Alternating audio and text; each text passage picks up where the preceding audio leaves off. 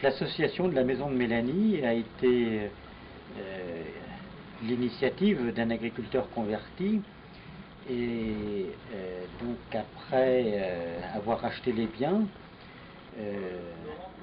les travaux ont été confiés à une association de formation dans la maçonnerie à l'ancienne, c'est-à-dire la limousinerie et la taille de pierre. Et nous avons dû reprendre l'ensemble des bâtiments et la partie extérieure de façon à sécuriser les endroits difficiles, puisque la maison voisine comportait un danger quant à l'accès pour la visite du patrimoine de la maison de Mélanie. Le pignon que vous voyez est en surplomb et il a dû être totalement sécurisé de l'intérieur. On a repris aussi les contreforts dans les bas murs de façon à sécuriser l'endroit. Et donc l'association de la maison de Mélanie est née en 2004 dans l'espoir de faire renaître ce lieu avec la mémoire de celle qui a vu la Sainte Vierge en 1846. Et nous avons eu la chance de pouvoir inaugurer la maison en 2009, au 15 août, et il y avait à cette occasion 450 personnes ici dans ce site. Il y avait Madame le maire, le conseiller général et l'autorité ecclésiastique pour ce jour. Tout le monde a été assez surpris de la qualité de la rénovation. Lorsque nous avons pris le chantier, nous avons ici une partie de la maison qui avait été occupée jusqu'en 1984 et il y avait dans cette partie une cheminée tout en briques, tout à fait récente, et on a contigu à cette cheminée deux ouvertures que Mélanie n'a jamais connues, une porte et une fenêtre de factures années 50, 60, je ne sais exactement. Voilà. Et nous avons voulu remettre dans cette maison, redonner à Mélanie sa cheminée. Nous avons découvert, après avoir enlevé les enduits des années 50, un conduit et l'engravement des deux poutres de la cheminée dans ces anciens murs.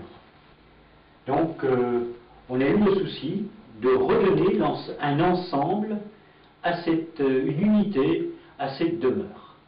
Il faut savoir aussi qu'elle a brûlé cette maison, ce qui explique la disparition de la cheminée et également le fait que l'ensemble du plafond ne soit pas noirci par la fumée.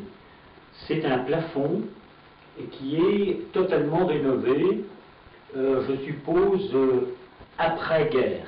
Je ne sais pas exactement la date. Voilà. Ça, ce sont des pierres qui ont vu le feu. On en voit plusieurs. Hein. On voit cette pierre ici aussi, elle a chauffé, elle est légèrement rouge. Celle-ci aussi, et on continue, on en voit d'autres. Il y en a une là, et il y en a tout le tour. On voit ici aussi, ça a très fortement vu le feu. Donc, on sait que la maison a brûlé.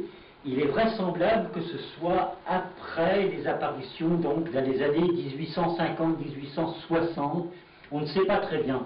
Ça brûlait souvent encore. Les toits étaient en chaume ou en bardeau.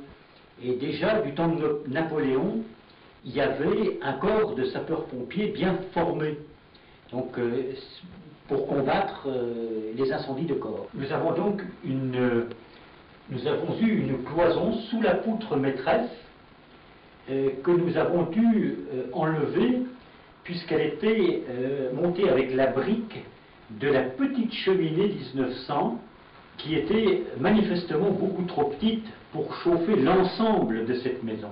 Nous avions donc deux pièces, donc celle qui a été occupée jusqu'en 1984, et puis la partie arrière qui était comme un espèce de cellier ou de débarras où l'on mettait tout et n'importe quoi.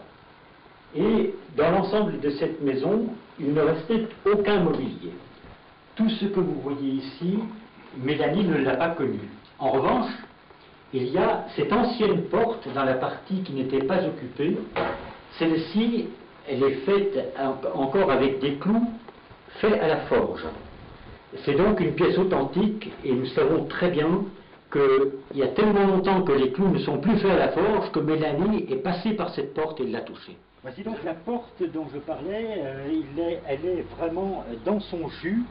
Nous ne la restaurerons pas, elle est certainement assez abîmée, mais nous tenons à la conserver dans son état ancien parce que nous savons que c'est la seule pièce que Mélanie ait touchée.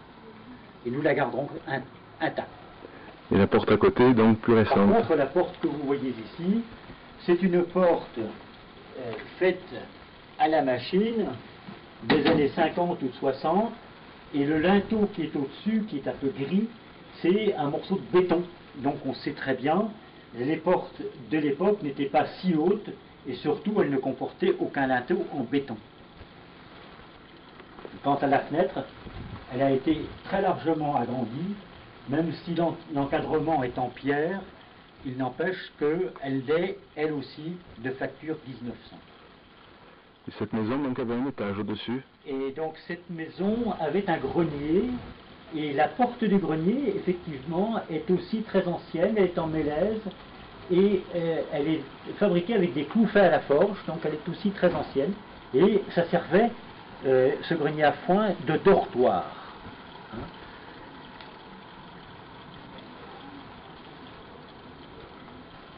L'ensemble de la façade est resté totalement intact, nous n'avons rien changé à la façade.